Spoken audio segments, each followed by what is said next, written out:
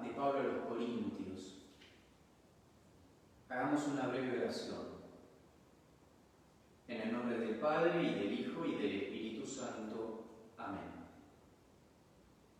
Acompaña, Señor, nuestras obras, para que broten de ti como de su fuente, y tiendan a ti como a su fin. Te lo pedimos por Jesucristo nuestro Señor. Amén. San Pablo ruega por nosotros. En el nombre del Padre, y del Hijo, y del Espíritu Santo. Amén. La última vez habíamos terminado en el capítulo 6, versículo 11. Recapitulando un poco, la carta se iniciaba contraponiendo la lógica de este mundo y la lógica de Cristo. Cristo débil y necio a los ojos de este mundo y sin embargo más fuerte y más sabio. Luego se verificó la rivalidad, el escándalo de los partidos existente entre partidarios de Apolo y de Pablo particularmente, y cómo eso contradice la lógica de comunión de Cristo Jesús. Ahora, un segundo capítulo del escándalo en Corinto, motivo principal de la carta, es el llamado caso del incestuoso, una persona que convive con la mujer de su padre. Y esto da pie a que Pablo revise muchas inmoralidades, especialmente de tipo sexual, aunque no solo, y en eso estamos, en un capítulo de la carta dedicado a la inmoralidad sexual, pero me interesa que el versículo 11 del capítulo 6 concluye diciendo: algunos de ustedes fueron así en otro tiempo, es decir, estuvieron inscritos en este catálogo de vicios, pero ya han sido purificados, justificados y santificados. Y luego viene una alusión trinitaria. Eso es un versículo muy especial porque habla del giro de la conversión que opera el bautismo e, insisto, hay una alusión trinitaria, que es muy típico de Pablo poder expresar en pocas palabras mucha densidad. Avanzamos entonces al versículo 12 de este capítulo 6, y Pablo tiene la siguiente frase que nos hace pensar: todo me está permitido, pero no todo me es conveniente. Todo me está permitido, pero no me dejaré dominar por nada. Aquí Pablo lo que hace es distinguir entre lo permitido y lo conveniente, literalmente lo que encaja. Es decir, esto lo sabemos muy bien, hay cosas que están legalmente aceptadas, pero que no nos hacen bien, y hay cosas que evangélicamente, de un modo general, no son reprochables, pero no se aplican a mi persona, a mi situación. Una moralidad más bien infantil quiere recetas claras desde el vamos y poner entre paréntesis todo el ejercicio de discernimiento que significa si esto es bueno o es malo para mí aquí y ahora. Entonces Pablo es una persona madura espiritualmente y entiende que cada uno tiene que situarse. Y aquí está: el no me dejaré dominar por nada, significa que el único Señor, el único dueño es Cristo. Y entonces hay cosas que aparentemente no hacen daño, aparentemente me son permitidas, pero si yo no sé usar bien de ellas, si yo me afano, si yo me apego, si yo las trato de tal manera que eso me desvía del camino, no es bueno y mejor que aprenda a moderarla. Hago un breve paréntesis aquí. Esto es algo que le gustaba mucho tratar a San Agustín y él lo llama el ordo amoris, el orden del amor. Hay muchos amores, pero esos amores tienen una jerarquía, tienen un orden. Y si yo altero el orden, eso se me vuelve en contra. En cambio, si pongo como prioridad a Dios, eso empieza como a ordenar a armonizar los demás amores. Entonces le dejo esta referencia para que la vayan rumiando en casa, el Ordo Amoris de San Agustín, el orden del amor, y ustedes traten de pensar si están honrando la verdadera jerarquía de amores o si por el contrario hay ciertos amores que empiezan a ocupar un rango mayor del que deberían. En el versículo 13 dice Pablo: los alimentos son para el estómago y el estómago para los alimentos, y Dios destruirá a ambos. Aquí tenemos un ejemplo de cómo el Ordo Amoris se puede trastocar. ¿Está bien querer los alimentos? Por supuesto, porque esos me dan vida sana, me hacen estar fuerte, pero tampoco puedo hacer un culto del alimento, lo que se llama ser un sibarita. Entonces, el alimento para el vientre, literalmente, y el vientre para el alimento. Pero Dios destruirá a ambos, se entiende, Dios está por encima de ambos y los excede, o sea, en el tiempo habrá un momento donde el estómago no va a ser, donde el alimento no va a ser y Dios va a permanecer. Entonces la importancia de apostar por los amores que perduran. Sigue el versículo: pero el cuerpo no es para la fornicación, sino para el Señor, y el Señor para el cuerpo. Entonces reaparece este concepto griego porneia, tan difícil de traducir, pero que ciertamente está delatando un desorden sexual fuerte, y dice: hay que cuidar el cuerpo, hay que darle alimentos, pero no hay que hacerlo instrumento de fornicación, sino que el cuerpo es para el Señor, y esto es llamativo, y el Señor es para el cuerpo. Esto es muy audaz de Pablo. Repito, el cuerpo es para el Señor, uno lo puede entender, pero el Señor es para el cuerpo, nos habla de un Dios que se entrega a la criatura, más aún, a la dimensión corpórea de la criatura, lo cual, digamos, es un escándalo. Versículo 14: y Dios, que resucitó al Señor, nos resucitará también a nosotros con su poder. ¿A cuento de qué viene esta alusión a la resurrección? Bueno, de que el cuerpo tiene tal dignidad que Dios se hizo hombre, Dios se hizo carne, Juan 1:14, y de que Dios lo resucitará. Cuando un cristiano habla de la resurrección, no habla simplemente del alma. Por eso en el credo decimos: creo en la resurrección de la carne. Y hay gente que dice: ¿por qué no dicen resurrección de los muertos? Precisamente porque al decir resurrección de la carne, ponemos en primer plano que es una resurrección total, de cuerpo y alma. Entonces, si el vientre no va a ser en algún momento, eso no significa que debamos maltratar al cuerpo, porque Dios lo ve con cariño, de hecho, Él es el creador, y lo va a resucitar. ¿No saben acaso que sus cuerpos son miembros de Cristo? Aquí ya Pablo está anticipando la doctrina de la Iglesia como cuerpo que va a desarrollar en el capítulo 12. Obviamente Pablo está dirigiéndose a una comunidad que lo he escuchado predicar muchas veces. Pablo sabe que ellos tienen en la mente y en el corazón la doctrina de la Iglesia como cuerpo. Entonces les dice: ¿acaso no saben que sus cuerpos son miembros de Cristo? Y fíjense cómo sigue el razonamiento. ¿Cómo voy a tomar los miembros de Cristo para convertirlos en miembros de una prostituta? De ninguna manera. ¿No saben que el que se une a una prostituta se hace un solo cuerpo con ella? Porque dice la Escritura: los dos serán una sola carne. Cuando acá leemos prostituta, el término es porné.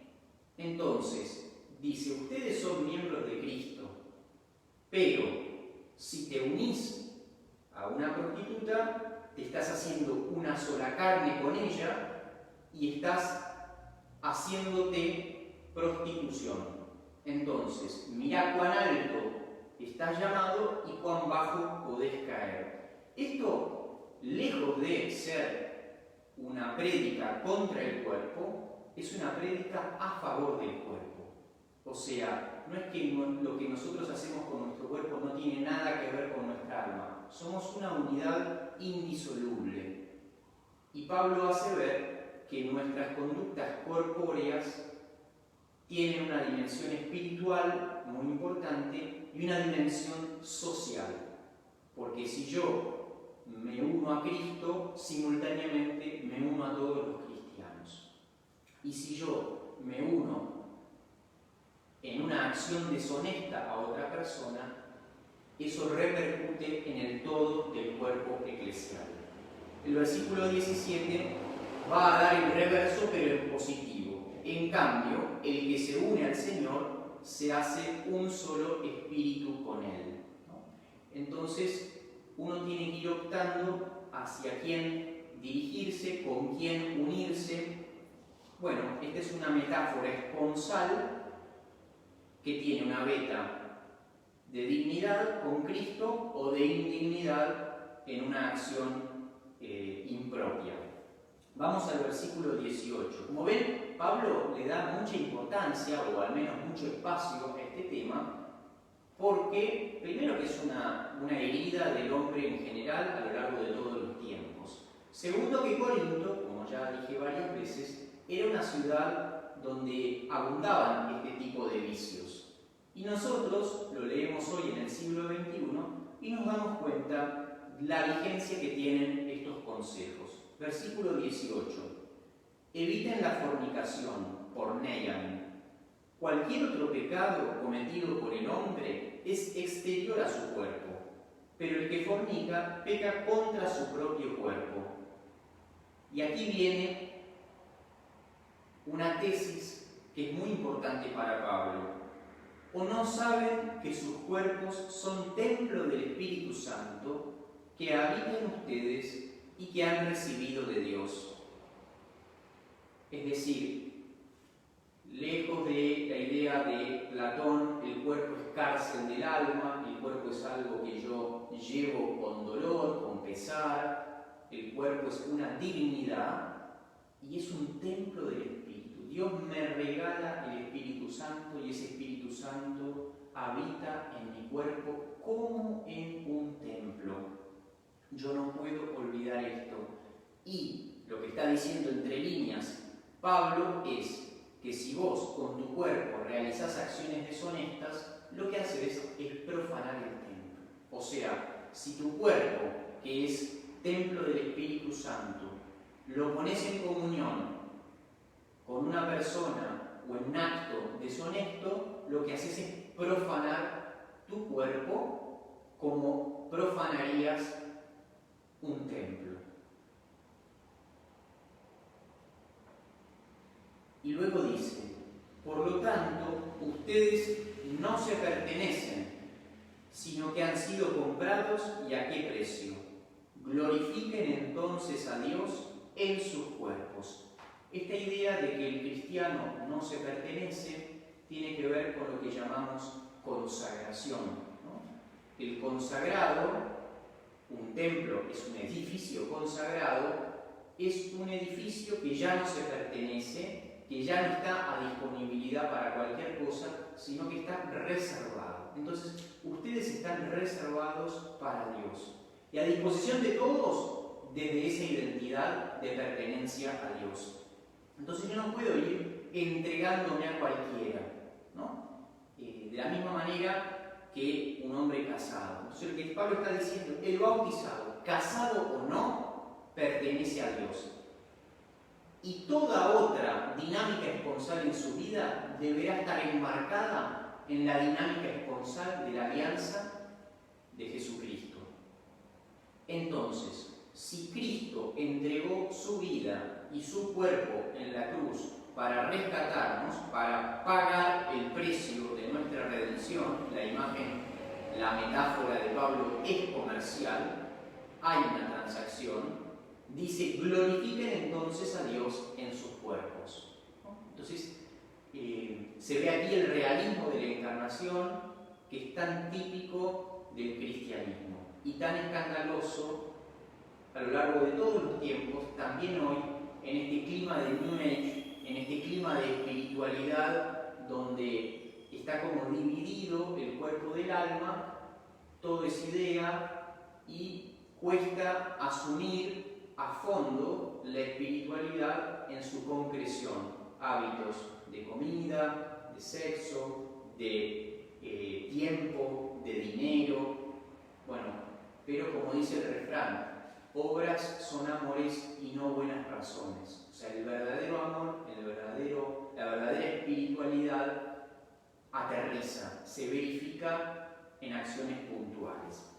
Vamos ahora entonces a pasar al capítulo 7, donde vamos a ver una dinámica permanente de lo estable y lo cambiante. Adelanto un poco lo que vamos a ver. El estado de vida puede cambiar. Lo que es estable es esta permanencia, esta pertenencia a Cristo Jesús. Capítulo 7, versículo 1. Ahora responderé a lo que ustedes me han preguntado por escrito.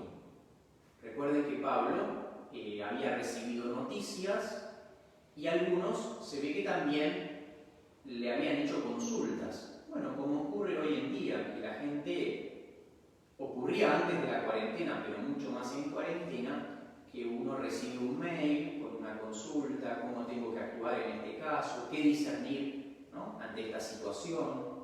Pablo responde: es bueno para el hombre abstenerse de la mujer. Sin embargo, por el peligro de incontinencia, que cada hombre tenga su propia esposa y cada mujer su propio marido. Aquí lo que está en juego es, ya de vuelta, la moral sexual, pero más precisamente lo que llamaríamos moral conyugal. La pregunta que le han hecho, que uno la puede deducir, es: ¿me tengo que casar o no? Pablo deja en claro dos cosas. Casarse no está mal, pero en su opinión es preferible abstenerse.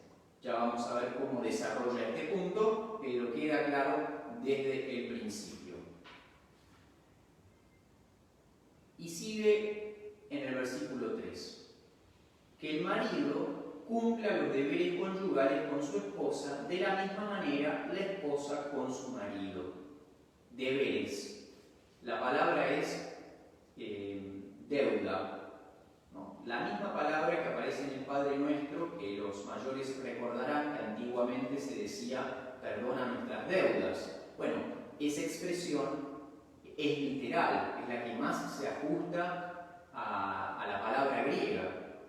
Perdona nuestras deudas. Bueno, aquí dice que el marido tiene una deuda con su esposa y la debe honrar, y la esposa tiene una deuda con su marido y la debe honrar. ¿A qué deuda se refiere Pablo? Bueno, lo que se llama, al menos en lenguaje eclesiástico, débito conyugal, o sea, el entregarse mutuamente, el no reservarse. Y fíjense el versículo 4. La mujer no es dueña de su cuerpo, sino el marido. Tampoco el marido es dueño de su cuerpo, sino la mujer. Quiero resaltar aquí dos cosas.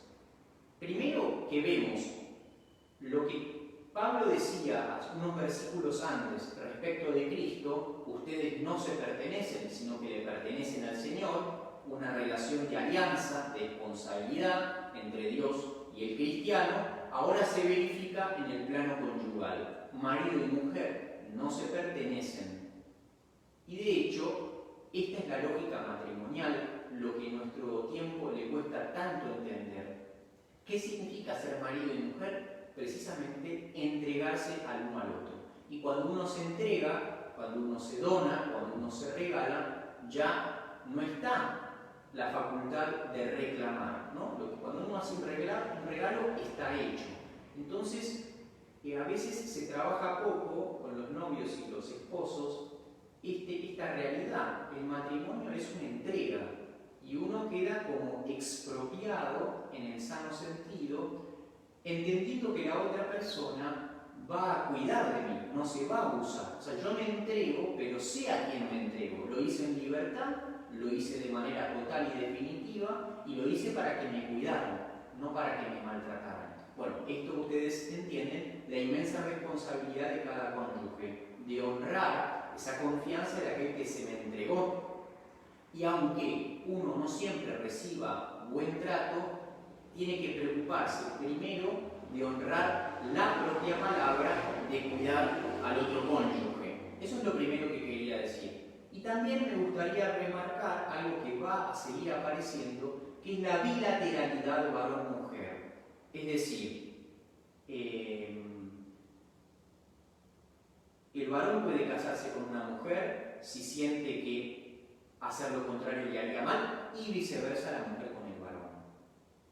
La mujer no es dueña de su cuerpo, pero el varón tampoco es dueño del suyo. Entonces, vean qué equilibrado, aunque Pablo en estos temas siempre va por la cornisa, y hay gente que le cuesta mucho digerir lo que dice, porque leído un poquito a la ligera, Pablo choca en algunas de sus doctrinas, pero acá vemos bien la igual dignidad de varón y mujer, y cómo el matrimonio es una institución de ayuda mutua y de cooperación y de paridad. Entonces, repito esto, uno no es dueño de sí. Recuerden que en la antropología bíblica, cuando uno dice cuerpo, no está refiriendo solamente a la dimensión física, sino que es todo el hombre acentuando su dimensión corpórea. Pero aquí se trata de que varón y mujer, marido y mujer, no se pertenecen. Qué audaz esto y qué difícil es vivirlo bien, y ustedes saben que para que eso ocurra tiene que haber dos personas virtuosas, dos personas santas. Versículo 5. No se nieguen el uno al otro, a no ser de común acuerdo y por algún tiempo, a fin de dedicarse con más intensidad a la oración. Volvamos a la pregunta que le habían hecho. ¿Es bueno estar con alguien o hay que estar solo? Pablo dice, entréguense, cásense. Y si alguno, por algún motivo, tuviera la intención de tener, vamos a decir, una pausa, una abstinencia, que sea de común acuerdo y que sea temporal. ¿Cuál sería el justificativo para hacer esta pausa? Dedicarse a la oración. Bueno, aquí dice con más intensidad. Eso de con más intensidad no está en el texto original. Simplemente dice que eso puede hacerse para rezar, y lo que llama aquí común acuerdo es una sinfonía, ¿no? Un consenso, un acuerdo, una voz común entre marido y mujer. Después, dice Pablo, vuelvan a vivir como antes, para que Satanás no se aproveche de la incontinencia de ustedes y los tiente.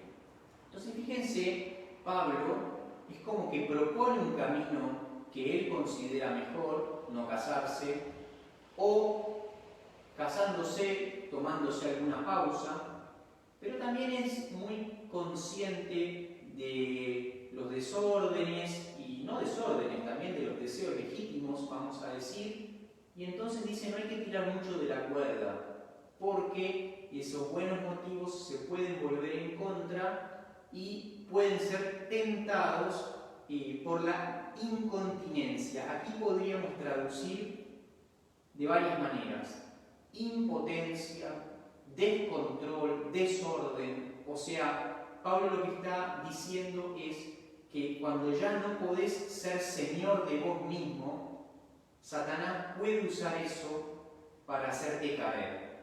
Entonces, lo que estamos diciendo aquí en el orden de la moral conyugal perfectamente se aplica a la moral de los alimentos, de la mesa. Si vos podés privarte de comida, podés privarte de bebida, y te parece que eso te ayuda a rezar más, que eso te ayuda a estar más en comunión con Dios y con los demás, hacelo. Pero no sea cosa que un excesivo maltrato al cuerpo, que una excesiva limitación en los alimentos termine descalabrándote, ¿no? Entonces, a veces pasa que hay como falta de moderación en la ascesis, en la penitencia, en el recorte de los placeres, y eso hay que tenerlo en cuenta. Más bien suele ser un vicio de los principiantes, ajustar demasiado y no entender que también hay un orden del cuerpo, ¿no? Les voy a dejar una frase que me parece siempre muy luminosa. Quien no se toma los gustos lícitos, termina tomándose los ilícitos. Entonces hay que entender la dinámica del cuerpo, que es templo del espíritu, que es querido por Dios, que tiene su lógica y hay que respetarlo, no hay que maltratarlo. Hay que cuidar al cuerpo y también, diríamos, hay que mimarlo. Y si en ocasiones uno le priva de cosas, que siempre sean para una vivencia más sana, ¿no? Si esa privación se va a volver ocasión de tormento o de pecado, desde ya que hay que revisar la decisión. Versículo 6. Esto que les digo es una concesión y no una orden. Bien claro, Pablo. ¿A qué se está refiriendo?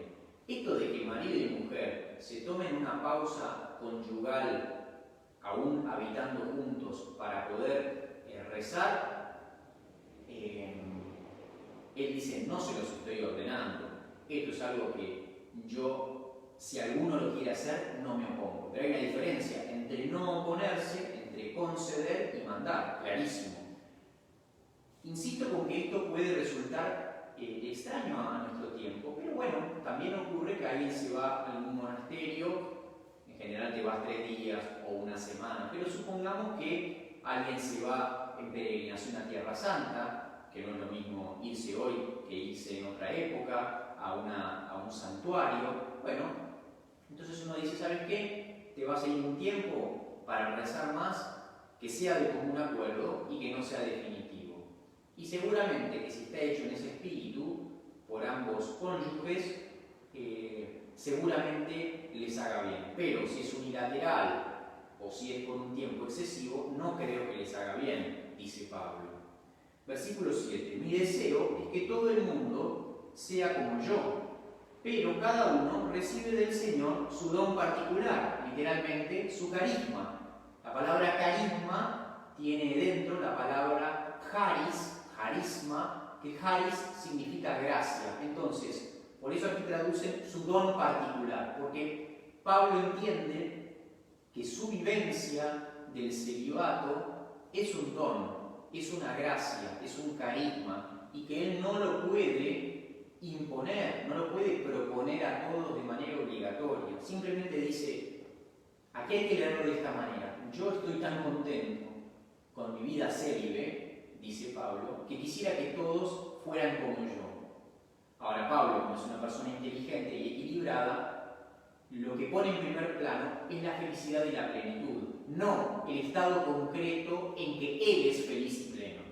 Entonces repetimos, mi deseo, quiero que todo el mundo, literalmente, que todo hombre sea como yo, pero cada uno recibe del Señor su don particular. Unos otros aquel. De vuelta una referencia anticipada a la doctrina de la Iglesia como cuerpo, donde se va a desarrollar que en un cuerpo hay distintos miembros y que no todos pueden ser mano o pie o cabeza. A los solteros y a las viudas les aconsejo, les digo, que permanezcan como yo. En realidad dice, les digo que es bueno permanecer como yo, pero si no pueden contenerse, que se casen. Es preferible casarse que arder en malos deseos. Bueno, aquí nuevamente el traductor pone algunos agregados que, si bien facilitan la comprensión, estrictamente yo no los veo necesarios. La frase final diría algo así: es preferible casarse que arder, que consumirse, que quemarse. Por supuesto que consumirse, que arder, supone los malos deseos, pero me parece que malos deseos tampoco es la palabra. O sea, repito que Pablo no lo dice, y a veces, pobre Pablo ya bastante lío tiene en su historia de interpretación, ustedes saben que Lutero corta con la Iglesia Católica fundamentalmente por las interpretaciones erróneas de San Pablo, ¿no? Entonces hay que tratar de mantenerlos lo más cerca del texto original. Lo que está claro es que sigue esta dinámica de recomendar algo, pero a su vez entender que no es para todos y que casarse es algo bueno también. De hecho, si la gente no se casa, no podría haber más hijos, así que está clarísimo que no puede haber celibato para todos. Qué triste sería, ¿no? Entonces, vamos al versículo 10.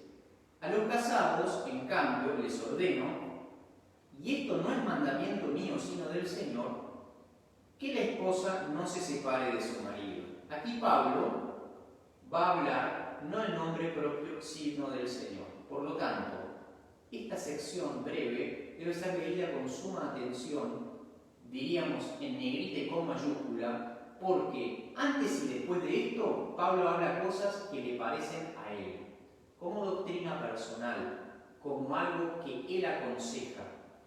Pero en estos 2 o 3 versículos va a tratar algo que presenta expresamente como doctrina de Cristo, y por eso debe ser leído así: que la esposa no se separe de su marido. Si se separa, que no vuelva a casarse, o que se reconcilie con su esposo, y que tampoco el marido abandone a su mujer.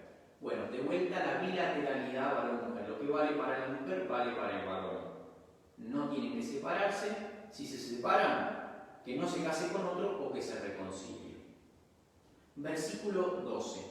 En cuanto a las otras preguntas, les digo yo, no el Señor. Entonces, esta pregunta de lo que llamaríamos el divorcio, la separación, Pablo da la doctrina de Cristo y está seguro. Ahora va a atacar otra pregunta y la diferencia, porque aquí no se apoya en palabra de Cristo, en palabra del Señor, sino en palabra personal de Él.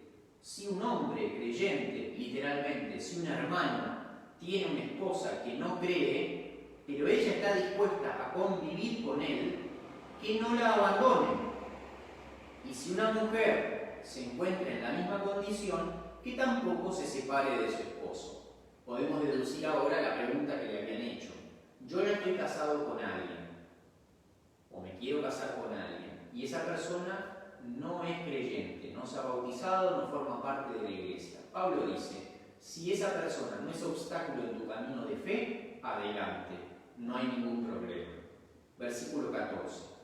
Porque el marido que no tiene fe es santificado por su mujer, y la mujer que no tiene fe es santificada por el marido creyente. Y este versículo 6:14 tenemos muchísimos ejemplos en este sentido, como uno de los miembros, el miembro creyente del matrimonio, muchas veces va como transmitiendo la fe a lo largo del tiempo. Ustedes dirán, ¿también ocurre lo contrario? Ciertamente, también ocurre que un miembro entra al matrimonio con mucha fe y la va perdiendo por el camino. Pero eso en realidad no hay que culparlo al cónyuge, ¿no? Es una persona que se dejó estar, que se dejó enfriar en el amor. Pero digamos que aquí hay como una dimensión de apostolado dentro del matrimonio, que Pablo la señala para cónyuges creyentes e incrédulos, pero que valdría también para dos creyentes. O sea, el marido creyente tiene que ayudar a santificarse a la mujer y viceversa.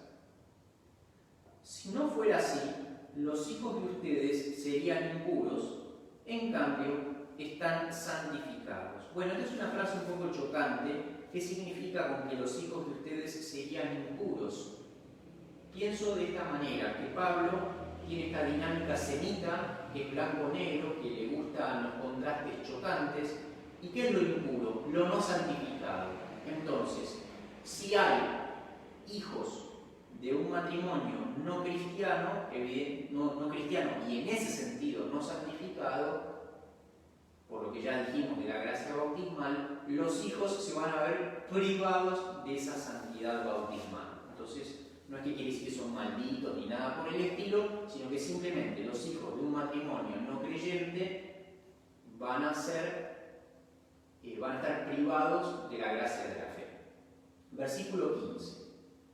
Pero si el cónyuge que no cree desea separarse, que lo haga. Y en ese caso el cónyuge creyente no permanece ligado al otro. Es decir, si la persona incrédula no quiere estar en matrimonio con un fiel cristiano, puede separarse y el feligrés, el hermano en Cristo, no está obligado a seguir ese vínculo, porque Dios nos ha llamado a vivir en paz. O sea, no sostener un vínculo a la fuerza con un cónyuge no cristiano. Versículo 16. Después de todo, ¿qué sabes tú que eres la esposa, si podrás o no salvar a tu marido? Y tú, marido, si podrás salvar a tu mujer. Bueno, parece un poco rebuscado. Piensen ustedes que son las primeras reflexiones después de la muerte de Cristo sobre la moral conyugal y cómo la institución judía del matrimonio se adapta a los nuevos tiempos, a la nueva realidad de la nueva alianza. Habría mínimos detalles de traducción para comentar, pero los pasamos por alto para no empastarnos. Versículo 17. Fuera de este caso, que cada uno siga viviendo en la condición que el Señor le asignó y en la que se encontraba cuando fue llamado.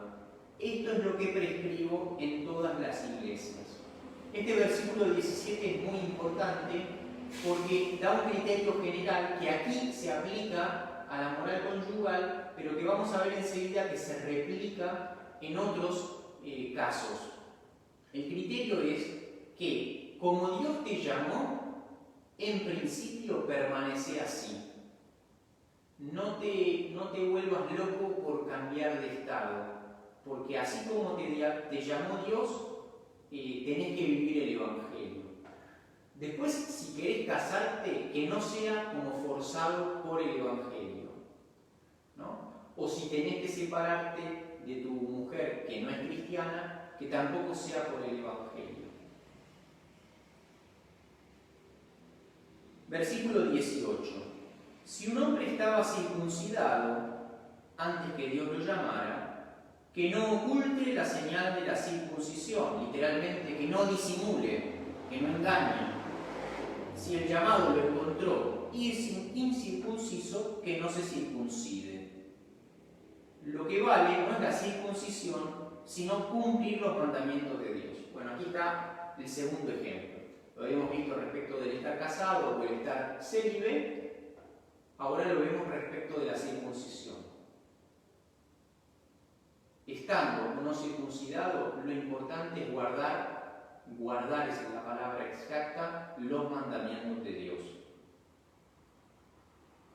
Versículo 20, que cada uno permanezca en el estado en que se encontraba cuando Dios lo llamó. Fíjense cómo va repitiendo la misma frase. Se ve que Pablo quiere dejar grabado a fuego este concepto. No se peleen, probablemente las disputas entre los partidarios de Pablo, Apolo y Cefas eran esto: hay que cambiar de estado, sea en la circuncisión, sea en el orden del matrimonio. Y Pablo repite: no se preocupen por eso, lo más importante es hacer la voluntad de Dios y poder ser fiel a Cristo, circuncidado o no, poder ser fiel a Cristo, casado o no.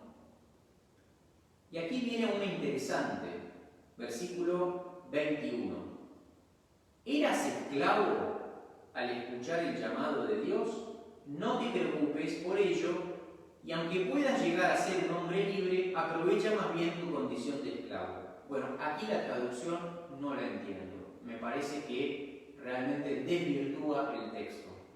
Lo que está diciendo Pablo, ustedes en la lógica que venimos escuchando, es: no te alteres, no te desvivas por la esclavitud o la libertad para ser cristiano, lo cual no significa que te sea prohibido pasar de esclavo a libre, así como no estaba prohibido pasar de soltero a casado. O sea, Pablo no está diciendo que te quedes inamovible en tu situación, sino que aprendas a relativizarlo. Y aquí lo mismo. ¿Eras esclavo? Bueno, podés ser perfectamente cristiano como esclavo y podés ser perfectamente cristiano como libre. Pero es más, lo que está diciendo no es que te aproveches tu condición de esclavo. Dice, si podés ser libre, aprovechate. O sea, si ves el hueco para ganar la libertad, mandate. O sea, no desaproveches la oportunidad. Por eso me parece que esta traducción prácticamente da un sentido contrario, ¿no? Pablo, en el fondo, lo que está haciendo es alentar al esclavo que ve la oportunidad de ser libre. Ya lo es en Cristo, pero mucho mejor si lo puede ser socialmente también. Y aquí, en el versículo 22, una gran paradoja, como las que nos tuvo acostumbrado Pablo en los primeros capítulos de esta misma carta. Porque el que era esclavo cuando el Señor lo llamó, ahora es un hombre libre en el Señor. De la misma manera, el que era libre cuando el Señor lo llamó, ahora es un esclavo de Cristo. Me gusta que Pablo, así como veíamos una bilateralidad, una reciprocidad entre varón y mujer, entre soltero y célibe, entre circunciso e incircunciso, ahora se da en cuanto a esclavo y libre. Si vos sos esclavo y te encontraste con Cristo, tenés una libertad espiritual que nadie te va a poder quitar. Y si sos libre socialmente y te encontraste con Cristo, estás conociendo una nueva forma de esclavitud. La esclavitud en el Señor, que es una esclavitud liberadora, sin duda, pero esclavitud al fin. Como la Virgen María, cuando recibe el anuncio del ángel, dice, he aquí la esclava del Señor. Nosotros la vemos a María como reina. ¿Cómo es eso? Esclava o reina. No hay que optar. Precisamente porque es esclava del Señor, es reina de todo el universo. O sea, es una esclavitud liberadora. Es un vínculo de sometimiento amoroso que abre el campo. Bueno, precisamente es la misma paradoja matrimonial, que uno se entrega al otro, se expropia, uno ya no se pertenece, pero para pertenecerse mejor. O sea, ningún novio o novia se casa triste, se casa alegre, porque donándose entiende que está haciendo lo mejor que podría, ¿no? Porque como dice Jesús, hay más alegría en dar que en recibir. Versículo 23. Ustedes han sido redimidos, ¿y a qué precio? No se hagan esclavos de los hombres. Aquí repite, interesante, es 7:22, repite prácticamente la misma frase que 6:20.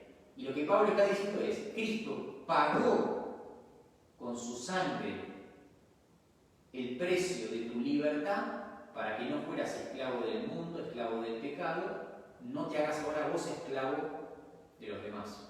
Aprende a ser del Señor Cristo que te compró, que te rescató a tan alto precio. Versículo 24. Hermanos, que cada uno permanezca delante de Dios en el estado en que se encontraba cuando fue llamado. Entonces, 3 veces tenemos la misma idea. Versículo 17, versículo 20 y versículo 24, la misma idea. Pablo quiere ser muy claro al respecto. Y ahora, como que retoma la moral conyugal y dice, acerca de la virginidad, literalmente de las vírgenes, no tengo ningún precepto del Señor, pero hago una advertencia. En realidad, les doy un consejo. Como quien por la misericordia del Señor es digno de confianza, es creíble. Considero que por las dificultades del tiempo presente, lo mejor para el hombre es vivir sin casarse. O sea, retoma el consejo inicial, pero que es personal. Estás unido a una mujer, no te separes de ella. No tienes mujer, no la busques. O sea, Pablo dice, si estás casado, no des más vueltas, quédate ahí, sé feliz, es como Dios te llamó. Y si Dios te llamó soltero, no busques mujer. Insistimos en que esto no es doctrina de Cristo, es doctrina de Pablo, y hay que entenderlo en el sentido de que él está muy feliz con su celibato. Y está tan feliz que le parece que todo el mundo que se sienta llamado tiene que seguir ese camino. Pero obviamente no piensa que todos deban seguir ese camino, y la realidad nos dice que más bien no es la mayoría. Vamos a seguir 5 minutitos más y ya cortamos. En el versículo 28 dice: si te casas, no pecas, y si una joven se casa, tampoco peca. Aquí, cuando aparece la palabra joven, la palabra detrás es virgen, ¿no? Virgen, doncella, es una palabra que oscila, ¿no? Parthenos, puede ser tanto joven, jovencita, virgen, es decir, estamos hablando de una chica de unos 15 años, 16 años, que por la edad, digamos, podría, concebir, pero es tan joven que no está casada. Pero los que lo hagan sufrirán tribulaciones en su carne que yo quisiera evitarles. Bueno, este es un versículo que a mí me deja un poco perplejo. Les confieso que tengo que pensarlo. Alguna pista se me ocurre, lo digo de vuelta. Los que lo hagan, es decir, los que se casan, sufrirán tribulaciones en su carne que yo quisiera evitarles. Acá empezamos a entender un poco más. Cuando Pablo recomienda no casarse, lo hace desde una experiencia de plenitud, y él ve que el casamiento trae tribulación en la carne. ¿Qué es esta tribulación? Bueno, por lo pronto el matrimonio es entre dos seres humanos, cada uno, por más santo que sea, tiene sus límites, sus imperfecciones, y Pablo seguramente esté al tanto de que la vida íntima matrimonial es menos idílica de lo que a veces se supone. Entonces por ahí Pablo está pensando en esa dimensión y sabe que muchas veces la intimidad conyugal trae sus sufrimientos y él quisiera ahorrárselos. Pero bueno, por supuesto que uno podría tachar esta mirada un poquito negativa, concentrarse en lo que no va y poner entre paréntesis todo lo que sí va, que por lo general es mucho más. Además que también uno podría decir que Pablo está argumentando desde una visión demasiado estrecha de lo que es el matrimonio, meramente reducida a la genitalidad, que por supuesto que importa mucho, pero que no es todo el matrimonio. Entonces, no solamente la genitalidad no agota el matrimonio, sino que las tribulaciones en ese orden tampoco agotan la intimidad conyugal. Versículo 29. Lo que quiero decir, hermanos, es esto. Queda poco tiempo. Pablo tiene como esta urgencia escatológica muy propia de esa época, donde siente que Cristo, como plenitud de los tiempos, ha dado todo lo que podía dar y entonces de alguna manera se viene el fin del mundo. O sea, toda esta generación de Pablo y de los apóstoles y la que le siguió tienen como este olfato de que está llegando el fin del mundo. Por eso dice, queda poco tiempo.